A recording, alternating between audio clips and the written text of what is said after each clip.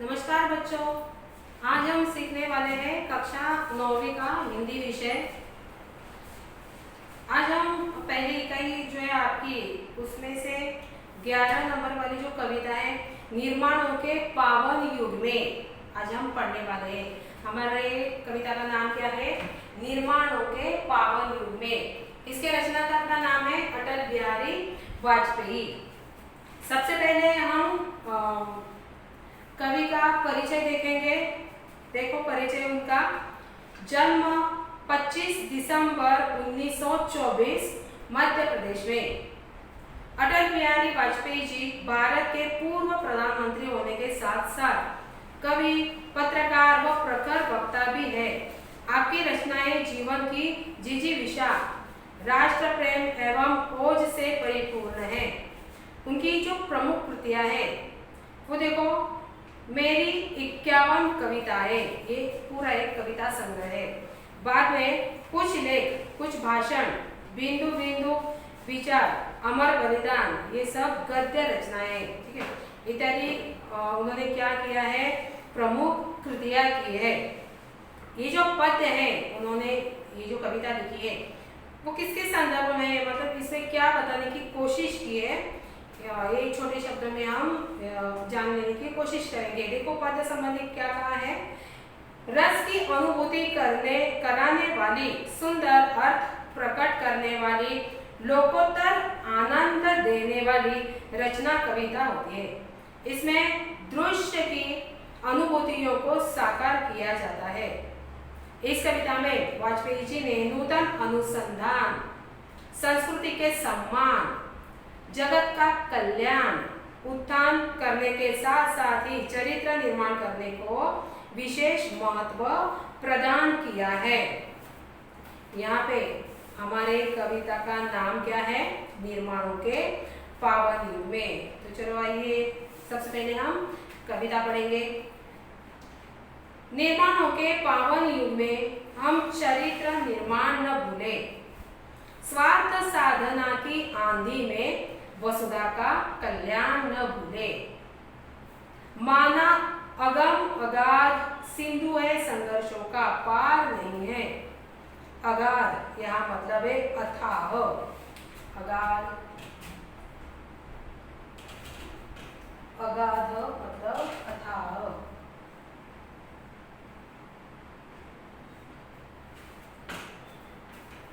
किंतु डूबना मझधारों में साहस को स्वीकार नहीं है। जटिल समस्या सुलझाने को नूतन अनुसंधान न भूले। अनुसंधान, यहाँ अनुसंधान का मतलब है खोज। अनुसंधान, अनुसंधान का मतलब है खोज। निर्माणों के पावन युग में हम चरित्र निर्माण न भूले, स्वार्थ साधना की आंधी में वसुधा का कल्याण न भूले। वसुधा, इसका समानार्थी शब्द क्या है? पृथ्वी, धरती मां, वसुधा। शील, शील मतलब संकोची प्रवृत्ति, शील, शील का मतलब है संकोची प्रवृत्ति। शील, विनय, आदर्श, श्रेष्ठता, तार बिना झंकार नहीं है। शिक्षा क्या स्वर साध सकेगी यदि नैतिक आधार नहीं है। कीर्ति कौमुदी की गरिमा में संस्कृति का सम्मान न भूले। कौमुदी का यह मतलब है चांदनी, कौमुदी, कौमुदी का मतलब है चांदनी। निर्माणों के पावन युग में हम चरित्र निर्माण न भूले, स्वार्थ साधना की आंधी में वसुधा का कल्याण न भूले। वसुधा मतलब पृथ्वी। आविष्कारों की कृतियों में यदि मानव का प्यार नहीं है, सृजनहीन विज्ञान व्यर्थ है, प्राणी का उपकार नहीं है। भौतिकता, भौतिकता मतलब सांसारिक, भौतिकता के उत्थानों में जीवन का उत्थान न भूले। उत्थान मतलब उन्नति, उत्थान। निर्माणों के पावन युग में हम चरित्र निर्माण न भूले, स्वार्थ साधना की आंधी में वसुधा का कल्याण न भूले। ये जो पूरी कविता है वो देखो है तो छोटी, लेकिन इसमें समाया हुआ अर्थ जो है वो बहुत बड़ा है। पहले जो पहली लाइन है, 2 लाइनें, उसमें अटल बिहारी वाजपेयी जो हमारे रचनाकार है, कवि है, उन्होंने क्या कहने की कोशिश की है, देखो, निर्माणों के पावन युग में हम चरित्र निर्माण न भूले, स्वार्थ साधना की आंधी में वसुधा का कल्याण न भूले। यहाँ पे कवि ने क्या किया है, ये जो हमारा युग है वो निर्माण का मतलब पावन का युग है। समझ में आया? बाद में उन्होंने क्या कहा है, इसके साथ जब हम कोई नया निर्माण करते हैं तब हमें क्या करना चाहिए, हमारे चरित्र जो है, चरित्र को भी संभालना चाहिए, उसके ऊपर ध्यान देना चाहिए। बाद में इन पंक्तियों में और भी कई ऐसे संदेश दिए, वो संदेश देखो। इस युग में, ये जो युग है वो कैसा है, स्वार्थ का युग है, जो मतलब स्वार्थ की आंधी है उसको भूलकर अपने जो चरित्र को संभालना चाहिए। ठीक है, ये हो गई आपकी पहली 2 लाइन। दूसरा जो है वो है, माना अगाध सिंधु है संघर्षों का, पार नहीं है। यहाँ पे जो हमारा जीवन है वो जीवन कैसा है, मतलब एक महासागर है, संघर्षों से भरा हुआ एक महासागर है, किंतु डूबना मझधारों में साहस को स्वीकार नहीं है।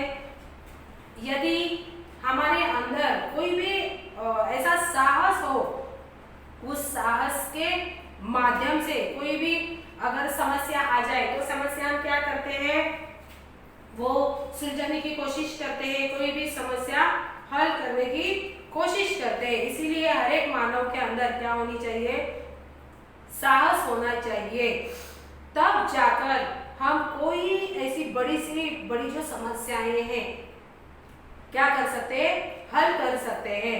बाद में उन्होंने क्या कहा है, देखो, जटिल समस्या सुलझाने को नूतन अनुसंधान न भूले। यहाँ पे जो हमारी समस्या है वो सुलझाते सुलझाते हमें क्या करना चाहिए, औरों का भी ध्यान करना चाहिए। आगे देखो,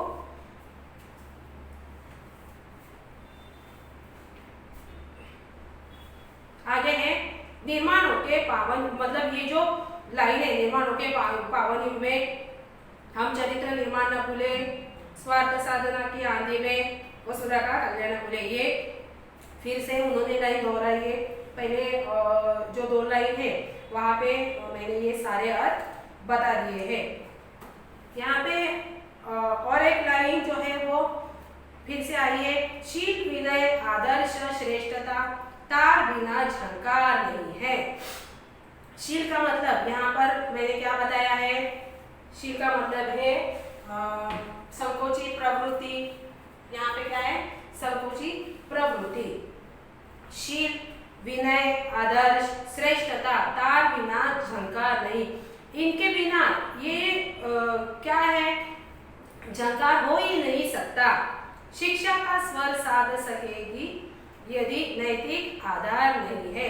यहाँ पे जो नैतिक जो गुण होते हैं, वो जो गुण अगर यदि हमारे अंदर नहीं होते हैं तो जो शिक्षा हम ले रहे हैं वो सब क्या है, वो सब व्यर्थ है।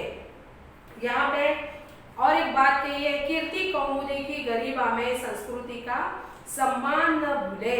कीर्ति मतलब यश, कीर्ति का मतलब है यहाँ पे यश।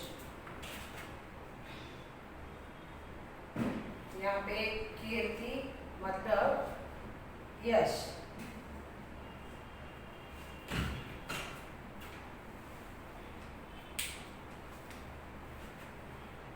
देखो, शील, विनय, आदर, श्रेष्ठता, इनके बिना, इनके बगैर झंकार अधूरी है। बाद में क्या कहने की कोशिश की है? शिक्षा क्या स्वर साध सकेगी यदि नैतिक आधार नहीं है? नैतिक आधार के बिना जो हम शिक्षा ले रहे हैं वो शिक्षा भी क्या है? व्यर्थ है। कीर्ति, कौमुदी की गरिमा में संस्कृति का सम्मान न भूले।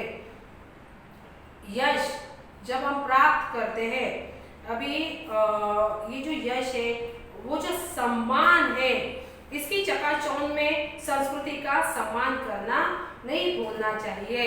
फिर से लाइन देखो आप, उन्होंने दोहराई है, निर्माणों के पावन युग में हम चरित्र निर्माण न भूले, स्वार्थ साधना की आंधी में वसुधा का कल्याण न भूले। मतलब कवि ने इस युग को निर्माण का पावन युग कहा है। उसके बाद उन्होंने युग के निर्माण के साथ चरित्र के निर्माण पर ध्यान देने की बात कही है। इन पंक्तियों में हमें यह संदेश मिलता है कि निर्माण के इस युग में स्वार्थ की जो आंधी चली है उसमें जगत के कल्याण को हमें नहीं भूलना चाहिए। ऐसा इसका मतलब है। मैंने ये आपको फिर से बताई है ये लाइन। आविष्कारों की कृतियों में यदि मानव का प्यार नहीं है, सृजनहीन विज्ञान व्यर्थ है, प्राणी का उपकार नहीं है। भौतिकता के उत्थानों में जीवन का उत्थान न भूले। फिर से देखो, इसका अर्थ यही है, नवयुग के मतलब ये जो आविष्कार मतलब जो जो आविष्कार किए जाते हैं उनमें यदि इंसानियत नहीं होगी, देखो इंसानियत की भावना नहीं होगी, तो ये जो आविष्कार है वो उसका उपयोग क्या होगा? वो चीज किसके लिए है? उसके लिए प्यार नहीं है। उस चीज, वो जो आविष्कार है, वो जो अनुसंधान है, उसके साथ इंसानियत नहीं है, इंसानियत की भावना नहीं है या प्यार नहीं है, तो ये सब चीजें कैसी है? व्यर्थ है। यदि मानव जाति का कल्याण नहीं होता है तो ऐसी खोज करना, विज्ञान के मार्ग से खोज करना क्या है? व्यर्थ है। और क्या बताया है? सांसारिक सुख एवं विकास में जीवन मूल को, मतलब जीवन मूल उद्देश्य को नहीं भूलना चाहिए। मतलब ये जो ऐसे आविष्कार है वो करते समय आपको क्या मतलब मनुष्य को क्या बात ध्यान रखनी है कि जो भी कुछ आविष्कार करते हैं, करने वाले हैं, उसके द्वारा मनुष्य का कल्याण हो या मनुष्य का कल्याण के लिए वो आविष्कार बनाए जाए। वो बनाते समय क्या ध्यान में रखना है कि जो हमारी इंसानियत है वो भूलनी नहीं चाहिए। इंसानियत के बिना क्या करना चाहिए? हमें कोई भी चीज़ बनानी नहीं चाहिए। वो जो चीज़ है, वो जो खोज है, अनुसंधान है, वो हमें क्या करना चाहिए? उसके लिए हमारे मन में भावना होनी चाहिए कि हम ये किसके लिए बना रहे हैं या किस चीज़ के लिए बना रहे हैं। मानव के लिए तो बना रहे हैं, इसके लिए उसमें बहुत सारा प्यार होना जरूरी है। साथ ही साथ यहाँ पे क्या बोला है कि कोई भी जो खोज है, अनुसंधान है, नवनिर्माण है, उसमें यदि मानव का कल्याण नहीं हो सकता है, मानव का कल्याण नहीं हो, तो ऐसी चीज, ऐसी खोज करना क्या है? व्यर्थ है। इसलिए हमें क्या करना चाहिए? ऐसी छोटी छोटी बातें ध्यान में रखनी चाहिए। निर्माणों के पावन युग में हम चरित्र निर्माण न भूले, स्वार्थ साधना की आंधी में वसुधा का कल्याण न भूले। फिर से उन्होंने यही बात दोहराई है। कवि ने इस युग को क्या कहा है? निर्माणों का पावन युग कहा है। उन्होंने युग के निर्माण के साथ साथ चरित्र के निर्माण पर ध्यान देने की बात की है। इन पंक्तियों में यही संदेश देने की कोशिश की है कि ये जो युग है वो स्वार्थ से भरा हुआ है। स्वार्थ की जो आंधी चली है उसमें जगत कल्याण को नहीं भूलना चाहिए कि जो अपने अंदर का जो स्वार्थ है वो क्या करना चाहिए? हमें त्याग देना चाहिए। यहाँ पे फिर मतलब ऐसी बहुत सारी चीजें बताई है, जैसे कि हमारा जीवन है, वो जीवन कैसे लगता है कवि को? संघर्षों से भरा एक महासागर है। बहुत सारी मनुष्य के अंदर समस्याएं आ जाती है, कठिनाइयां आ जाती है, बहुत सारी अड़चनें आ जाती है, जिसको पार करने के लिए मनुष्य को साहस की जरूरत होती है। वो साहस यदि आपके अंदर हो तो आप कोई भी समस्या पार कर सकते हो, वो हल कर सकते हो। इसलिए साहस हर एक मनुष्य के अंदर होनी चाहिए। बाद में फिर से उन्होंने कोशिश की है, जो शिक्षा हमारी है वहाँ क्या होनी चाहिए, नैतिक आधार होना चाहिए। उसके बिना जो हम अच्छी अच्छी शिक्षा ले रहे हैं उसका सीखना या मतलब जो भी कुछ बातें हैं वो सब सारी व्यर्थ है। इसलिए कवि क्या कहते हैं कि निर्माणों के पावन युग में अपना चरित्र न भूले। मतलब ये जो ऐसी रोशनी वाला जो युग है स्वार्थ से भरा हुआ, वो स्वार्थ हमें क्या करना है, त्याग करना है, छोड़ देना है। किसके लिए? लोगों के कल्याण के लिए ये आपको स्वार्थ छोड़ना है। इस कविता का नाम क्या है? निर्माणों के पावन युग में। निर्माण करते समय ये छोटी छोटी बातें आपको याद करनी है। ऐसे अटल बिहारी वाजपेयी की ये जो कविता है ये आज हमने पूरी पढ़ ली है। आशा करती हूँ आपको ये कविता अच्छी लगी है। उसके जो प्रश्न है वो पीछे वाला जो पेज है उसमें देखो, कृतियां आपको लिखनी है, सूचना के अनुसार कृतियां कीजिए। पहला जो है लेखनीय भी है। प्रश्न क्रमांक 1 देखो, सूचना के अनुसार कृतियां निर्माणों के पावन युग में हम इन्हें न भूले। किस किस को न भूले? अटल बिहारी वाजपेयी ने किन चीजों के लिए भूलना नहीं चाहिए, ये कहा है। देखो, पहला वसुधा का कल्याण, वसुधा मतलब पृथ्वी का कल्याण, इसको नहीं भूलना चाहिए। बाद में नूतन अनुसंधान, नूतन मतलब नया, नई खोज, उसके बारे में। संस्कृति का सम्मान, हमें संस्कृति का हर बार क्या करना चाहिए? सम्मान करना चाहिए। आखिर में क्या आएगा? चौथा, जीवन का उत्थान। उत्थान का मतलब मैंने क्या बताया है? उन्नति। बाद में कृति क्रमांक 2 देखो, होना जरूरी है। क्या क्या होना जरूरी है? आविष्कारों में और विज्ञान में। आविष्कारों में क्या है? मानव का प्यार। और विज्ञान में क्या है? देखो, प्राणी का उपकार। और नीचे भाषा बिंदु में देखो, निम्न शब्दों के अर्थ शब्दकोश की सहायता से ढूंढिए तथा उचित शब्द रिक्त स्थानों में लिखिए। यहाँ पे आपको कुछ ऐसे प्रश्न दिए हैं, आपको ब्रैकेट भी दिया हुआ है, ब्रैकेट में से आपको शब्द खोजने हैं और वो लाइन पूरी करनी है। जैसे कि आर्यभट्ट ने शून्य की डैश डैश की है, क्या की है? खोज की है। प्रगति के लिए आपसी डैश डैश आवश्यक है, क्या है? स्पर्धा है। तीसरा जो है, कार्यक्रम को शुरू करने के लिए अध्यक्ष महोदय की डैश डैश चाहिए, क्या चाहिए? अनुमति चाहिए। काले बादलों को देखकर बारिश की डैश डैश है, क्या संभावना है? सड़क योजना में सड़कों, मजदूरों को रोजगार मिला, मतलब यहाँ पे निर्माण, ये उत्तर आपका आएगा। ऊपर देखो, स्वतंत्रोत्तर भारत के इतिहास के बारे में चर्चा कीजिए, ये भी आप जरा पढ़िए, यह चर्चा कीजिए। लेखनीय में देश हित के लिए आप क्या करते हैं, ये आपके लिए, ये आपको लिखना है, ठीक है। ठीक इसी प्रकार आपका जो पहला भाग है, पहली इकाई जो हम बोलते हैं ना, वो क्या हो गई है? पहली इकाई हमारी पूरी हो गई है, ठीक है। आशा करती हूँ आज तक जो मैंने पढ़ाया है आपको समझ में आया ही होगा। अच्छे से स्टडी करो, अच्छे गुण प्राप्त करो, ठीक है। तब तक के लिए नमस्कार।